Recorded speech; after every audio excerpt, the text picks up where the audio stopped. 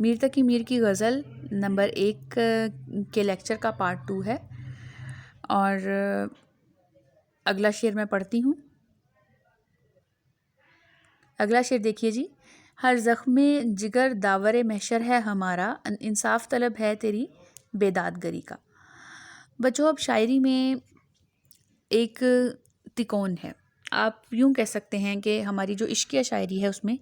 ہمیں ایک try angle ملتا ہے، ایک تکون ملتی ہے، اس میں ایک محبوب ہے، ایک عاشق ہے اور ایک رقیب ہے۔ تو ایسا آپ اکثر ڈراموں میں بھی دیکھتے ہیں کہ ایک عاشق ہے جو اپنی محبت کا اظہار اپنے محبوب سے کرتا ہے اور ہر وقت کرتا رہتا ہے، اور محبوب جو ہے وہ لاپرواہی برتتا ہے۔ تو محبوب کے حوالے سے یہ چیزیں اپنے ذہن میں رکھ لیجئے کہ وہ بے وفا ہے، بے رحم ہے، وہ ظلم و ستم کرتا ہے محبوب عاشق پر، وہ اس کی طرف دیکھتا نہیں ہے، اس سے ملتا نہیں ہے، ملاقات نہیں کرتا، اور اس کے بجائے وہ کسی اور سے راہ و رسم بڑھاتا ہے تاکہ عاشق جو ہے اس کو برا لگے۔ تو یہ تکون ہم شاعری میں بہت دفعہ دیکھتے ہیں، اور یہ موضوع اکثر اوقات ہم شاعری میں دیکھتے ہیں۔ تو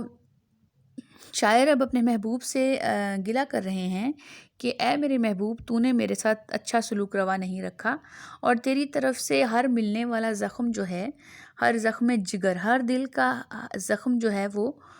تجھ سے محشر کے دن انصاف مانگے گا۔ ہمارے دل کا ہر زخم جو ہے وہ تیرے ظلم کا، تیری جفاؤں کا حساب تجھ سے مانگے گا۔ تو اس لیے ہم تو کچھ نہیں کر سکے، لیکن اس دن تجھ سے حساب لیں گے۔ تو بچوں، ہوتا کیا ہے کہ جیسے میں نے آپ سے ذکر کیا کہ عاشق جو ہے اس کا کام اپنے محبوب سے محبت کرنا ہے، اور وہ محبت کرتا چلا جاتا ہے، جبکہ محبوب کا کام ہے ظلم کرنا، اور وہ ہمیشہ ظلم ہی کرتا ہے، کیونکہ اس کو تو اس بات کا علم ہے کہ عاشق جو ہے وہ اس پر فریفتہ ہے، اور وہ جو بھی کرے اس کو محبت ہی ملتی رہے گی۔ تو اس وجہ سے وہ اس کی طرف سے بے اعتنائی برتتا رہتا ہے، یعنی اس کی طرف نظر کرم نہیں کرتا، ہمیشہ لاپرواہی برتتا ہے۔ تو اسی ضمن میں جو عاشق ہے اس کو بہت ساری مصیبتیں سہنا پڑتی ہیں، اور وہ اب اپنے محبوب سے گلہ کر رہا ہے کہ جو زخم تو نے مجھے دیے ان کا حساب میں اس دن تجھ سے لوں گا، کیونکہ دنیا میں تو مجھے ان کا حساب نہیں مل سکا، تو اب میں ان کا حساب تجھ سے اس دن لوں گا۔ تو غالب نے بھی کہا تھا کہ ہم نے مانا کہ تغافل نہ کرو گے، لیکن خاک ہو جائیں گے ہم تم کو خبر ہونے تک۔ یعنی محبوب، اور پھر یہ شعر بھی آپ غالب کا دیکھیے کہ میرے قتل کے بعد اس نے جفا سے توبہ، ہائے اس زود پشیماں کا پشیماں ہونا۔ یعنی اس نے توبہ کر لی مجھے قتل کرنے کے بعد کہ وہ اب قتل نہیں کرے گا، لیکن تب اس کے پچھتانے کا کیا فائدہ۔ تو ایسے ہی اشعار آپ آسان جو بھی آپ کو یاد ہوتے ہوں تشریح کرتے ہوئے آپ لکھ سکتے ہیں حوالے کے طور پر، جو کہ آپ کی تشریح کو بھی مزید خوبصورت بنائیں گے اور آپ کو اچھے نمبر دلانے میں بھی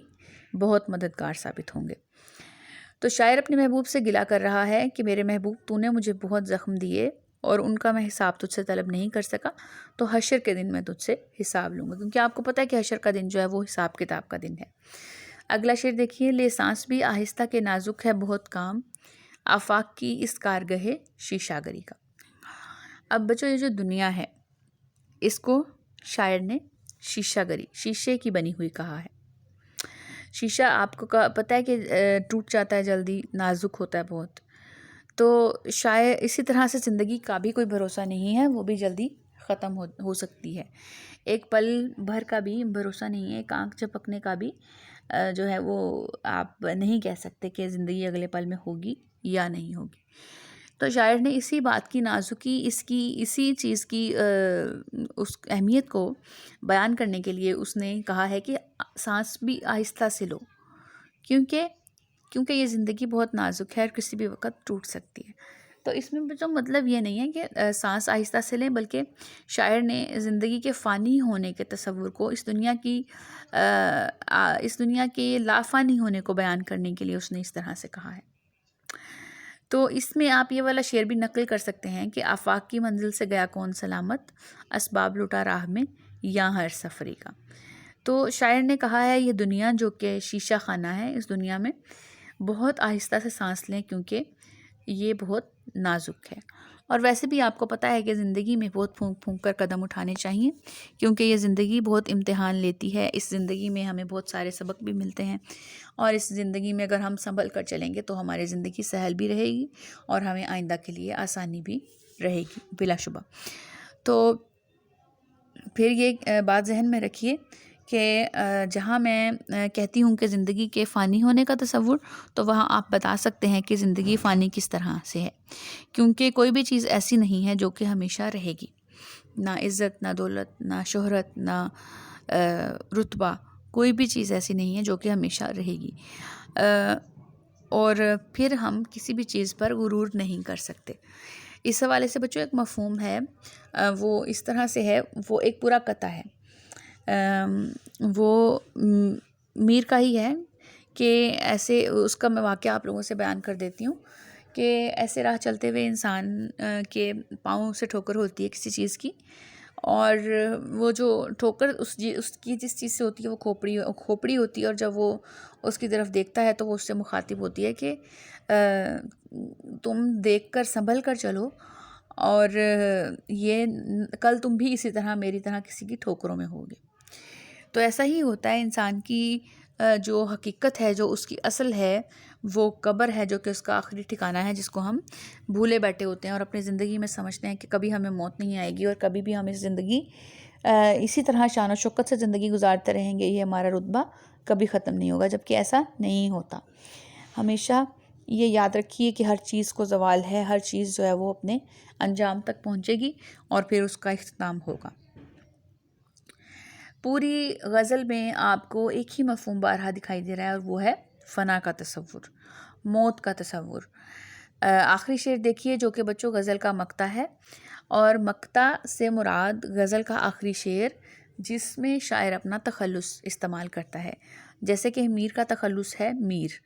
میر تقی میر پورا نام ہے، اور میر ان کا تخلص ہے۔ ٹک میر جگر سوختہ کی جلد خبر لے، کیا یار بھروسہ ہے چراغ سحری کا۔ اب میر نے جہاں اتنی ساری چیزوں کے فانی ہونے کی بات کی ہے، تو اب وہ ٹک کا مطلب ہوتا ہے ذرا، جگر سوختہ ٹوٹے ہوئے دل کی اپنے محبوب سے کہہ رہے ہیں کہ مجھ جیسے بکھرے ہوئے انسان کی، ٹوٹے ہوئے دل کی اے میرے محبوب جلدی خبر لو، کیونکہ سحری کے چراغ کا کوئی بھروسہ نہیں ہے کہ وہ کب بجھ جائے۔ تو بچوں اب چراغ کے جو رات سے جل رہا ہو اور صبح کے وقت اس نے بند ہو جانا ہو، بجھ جانا ہو، تو اس سے میر اپنے آپ کی مناسبت پیدا کر رہے ہیں اور کہہ رہے ہیں کہ میری زندگی کا کوئی بھروسہ نہیں ہے، تو اے میرے محبوب، اے میرے دوست، میری خبر لے لو ذرا، مجھ سے مل لو آ کے۔ تو اب ہوتا کیا ہے کہ زندگی میں تو انسان کو بہت کچھ میسر نہیں ہوتا، بعض اوقات جو وہ چاہتا ہے وہ نہیں ہوتا، یعنی کہ ہزاروں خواہشیں ایسی کہ ہر خواہش پہ دم نکلے، بہت نکلے میرے ارمان، شاید پھر بھی کم نکلے۔ تو ایسا ہی ہے کہ وہ ارمان، وہ خواہشات پوری نہیں ہوتی، اور جب انسان مرنے کے قریب ہوتا ہے تو وہ کہتا ہے کہ میری یہ خواہش پوری ہو جائے۔ تو ایسا ہی میر بھی کہہ رہے ہیں کہ میری خبر لے لو، کیونکہ میرا پتہ نہیں ہے کہ میں کب ہوں اور کب نہیں ہوں۔ تو جس طرح سحری کا چراغ جو کہ بجھنے ہی والا ہے، ایسے ہی میں ہوں اور میری زندگی کا کوئی بھروسہ نہیں ہے، تو میرے محبوب میں تم سے ملنا چاہتا ہوں، تم سے ملاقات چاہتا ہوں، تو مجھ سے مل لو آ کے۔ اب ایک بات تو یہ ذہن میں رکھیے کہ جہاں پر شاعری میں عشق و محبت کے موضوعات کی بات ہوتی ہے، تو وہاں پر جو عاشق ہے اس کی خواہش یہ ہوتی کہ وہ اپنے محبوب سے ملاقات کر لے، وہ اس کو دیکھ لے۔ تو یہ سب سے بڑی خواہش ہے جو کہ کسی بھی عاشق کی ہوتی ہے، اور وہ اپنے محبوب کو دیکھنا چاہتا ہے، اور دیکھنے کی یہی خواہش اپنے دل میں لیے ہوئے وہ اس دنیا سے چلا جاتا ہے۔ کیونکہ میں نے پہلے بھی ذکر کیا کہ محبوب کا کام تو جفا کرنا ہے، وہ تو وہی کرے گا، وہ کیوں کر عاشق سے ملے، وہ کیوں کر عاشق کو اپنی دید دے، کیونکہ اس کو تو پتہ ہے کہ میں تو محبوب ہوں اور میں ایک بڑے عہدے پہ فائز ہوں، کیونکہ ظاہر ہے یہ حقیقت ہے کہ ایسا ہوتا ہے کہ جب کسی انسان کو اپنی اہمیت کا اندازہ ہو جائے تو وہ اس کا فائدہ اٹھاتا ہے۔ تو پوری غزل میں میر نے کہیں پہ زندگی کے فنا ہونے کا تصور پیش کیا، کہیں پہ وہ محبوب سے کہ اس کے دیے ہوئے زخموں کا حساب لیتے ہیں، اور کہیں پر وہ اپنے محبوب سے ملاقات کے لیے اس کو اکساتے ہیں۔ تو بچوں غزل مکمل ہو گئی، آپ اچھے طریقے سے پڑھ لیجیے گا اسے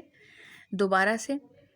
اور اچھے طریقے سے سمجھ بھی لیجئے گا۔ پھر بھی اگر آپ کو کوئی بھی شعر سمجھ میں نہیں آتا تو آپ مجھے بتا سکتے ہیں، ہم اس کو دوبارہ سے ریپیٹ کر لیں گے اور دوبارہ سے اچھے طریقے سے سمجھنے کی کوشش کریں گے۔ انشاءاللہ کل نئے سبق کے ساتھ آپ لوگوں سے میری دوبارہ ملاقات ہوگی۔ آپ یہ والا سبق پڑھ لیجئے گا اور یاد کر کے زبانی لکھ لیجئے گا، یہ آپ کا ہوم ورک ہے۔ انشاءاللہ کل پھر میں آپ سے ملتی ہوں نئے سبق کے ساتھ۔ اللہ حافظ۔